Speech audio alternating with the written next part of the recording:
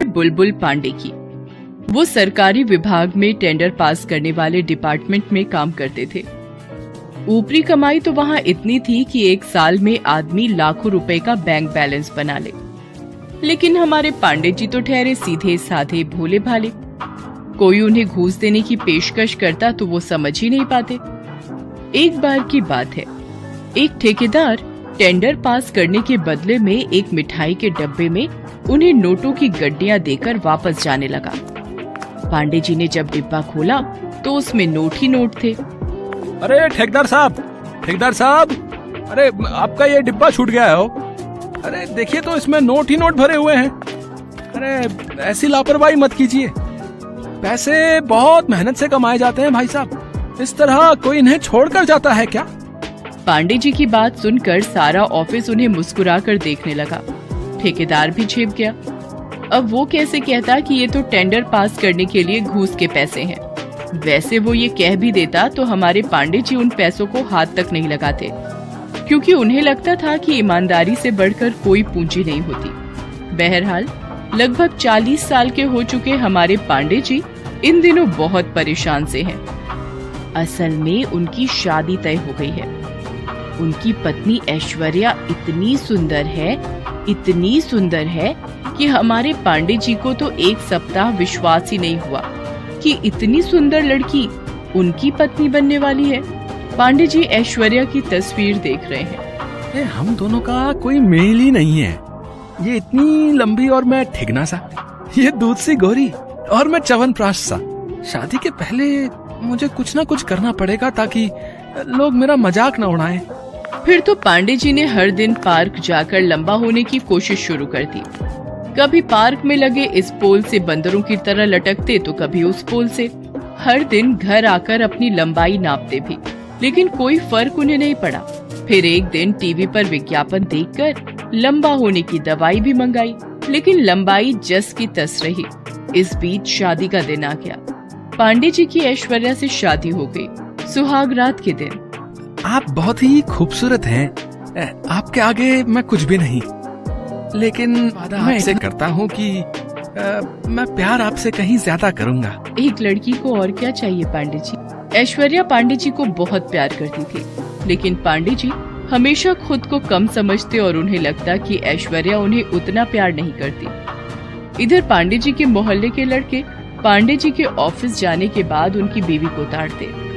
एक दिन जब वो ऑफिस से लौटे तो उन्होंने देखा कि उनकी पत्नी बालकनी में कपड़े उठा रही है और कुछ छिछोरे किस्म के लड़के उसे घूर रहे हैं। तुम लोग यहाँ क्या कर रहे हो है? जब भी मैं देखता हूँ तुम लोग मेरी बालकनी की तरफ ही घूरते रहते हो। अब घूरने पर सरकार ने बैन तो नहीं लगाया ना? वो तो ठीक है, लेकिन तुम लोग मेरी बीवी को घूरते हो, ये अच्छी बात नहीं है। अरे ये क्या बिना मतलब हम पर इल्जाम लगा रहे हैं आप? ताला लगा कर रखिए घर में। अगर आप पांडे जी समझ गए कि इन लोगों को कहकर कोई फायदा नहीं है। वो वहाँ से जाने लगे तो उन्होंने सुना कि वे लड़के उनकी पीठ के पीछे कह रहे हैं कि लंगूर को अंगूर मिल गया है। पांडे जी को बहुत बुरा लगा, लेकिन उन्हें खुद भी तो ऐसा ही लगता था। इस बीच उनके पड़ोस में एक बहुत ही हैंडसम सा लड़का अंकित रहने आया। एक दिन सुबह सुबह उनके दरवाजे की घंटी बजी। ऐश्वर्या ने दरवाजा खोला। नमस्ते जी, वो क्या है ना कि मैं नया आपके पड़ोस में रहने आया हूँ। हाँ देखा है मैंने आपको। देखिए ना, मुझे याद ही नहीं रहा कि चीनी खत्म हो गई है और सुबह सुबह मुझे चाय पीने की बुरी आदत है। अब इस समय कोई दुकान तो खुली नहीं होगी, आप बुरा न माने तो थोड़ी चीनी मिलेगी। पांडे जी ने ऐश्वर्या को अंकित से इस तरह बातें करते देखा तो मन ही मन वो जल भुन गया। इसके बाद तो अंकित अक्सर उनके घर कुछ न कुछ लेने के लिए आता रहता। एक दिन पांडे जी ने ऐश्वर्या को टोक दिया। अरे ये क्या, ये सुबह सुबह मुंह उठाकर हर दिन चला आता है ये लड़का? अरे हमने कोई परचून की दुकान खोल रखी है क्या? क्या कह रहे हो? धीरे बोलो, कहीं उसने सुन लिया तो। पता है बड़ा ही अच्छा लड़का है ये अंकित। तुम जब घर में नहीं होते हो और मुझे किसी चीज की जरूरत हो तो ये तुरंत ला देता है। सच में ऐसे लड़के आजकल होते कहाँ हैं? अच्छा, ये मेरे गैर हाजिरी में भी यहाँ आता है क्या? है? हाँ कई बार। कोई दिक्कत है क्या? नहीं, क्या दिक्कत होगी है? कोई दिक्कत नहीं है हमें। अब पांडे जी अपनी पत्नी से क्या कहते कि अंकित से तुम्हारा इस तरह बातचीत करना, घुलना मिलना ठीक नहीं है। अगर वो ऐश्वर्या से कहते तो वो बुरा भी मान सकती थी।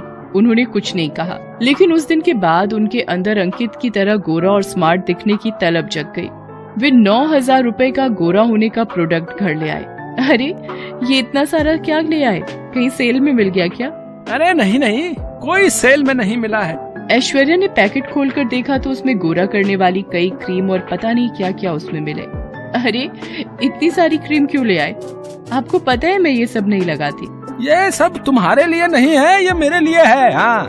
पांडे जी को लगता था कि ऐश्वर्या का झुकाव धीरे धीरे अंकित की तरफ हो रहा है। उन्हें ये भी लगता था कि अगर वो अंकित की तरह गोरा दिखेंगे तो उनकी पत्नी उन्हें बहुत प्यार करेगी। एक दिन जब शाम को पांडे जी ऑफिस से लौट रहे थे तो उन्हें मार्केट में ऐश्वर्या अंकित के साथ दिखी। दोनों खूब हंस कर बातें कर रहे थे। उन्हें इस तरह देखकर पांडे जी को बहुत बुरा लगा। वो घर आ गए। थोड़ी देर बाद ऐश्वर्या भी अंकित के साथ घर लौटी।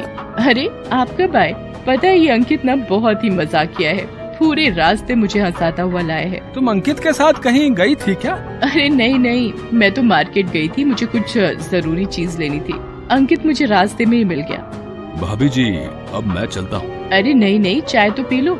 अभी मैं तुम्हारी फेवरेट अदरक वाली चाय बनाती हूँ। तुम्हारी फेवरेट अदरक वाली चाय, ये शब्द बार बार पांडे जी के दिमाग में घूम रहे थे।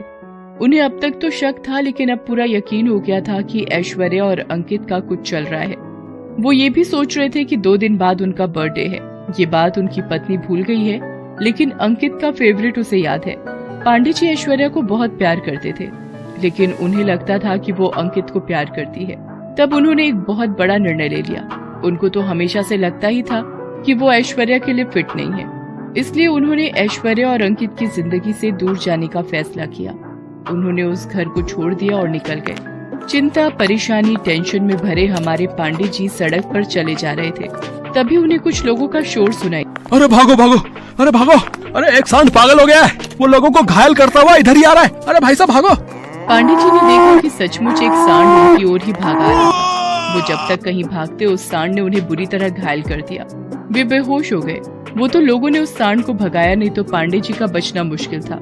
जब उन्हें होश आया तो उनके पूरे शरीर पर पट्टियां बंधी हुई थीं और वे अस्पताल में थे। ये मुझे अस्पताल कौन ले आया? अरे मैं मर क्यों नहीं गया? अब क्या फायदा है जिंदा रहकर? भगवान ने बहुत सारी कमियां मुझ में दी, लेकिन मैंने कभी कोई शिकायत नहीं की। लेकिन जिससे मैं प्यार करता था, जिस बीवी के साथ पूरा जीवन बिताने की सोचता था, वो किसी और के साथ। ये सब सोचकर पांडे जी फिर से रोने लगे। तभी वहाँ पर उन्हें ऐश्वर्या दिखी, जो डॉक्टर से बात कर रही थी। पांडे जी को बहुत आश्चर्य हुआ कि वो यहाँ क्या कर रही है। तभी ऐश्वर्या उनके पास आई। मैं आपसे बहुत नाराज हूँ, आप अपना ध्यान बिल्कुल नहीं रखते। अगर आपको कुछ हो जाता तो मेरा क्या होता?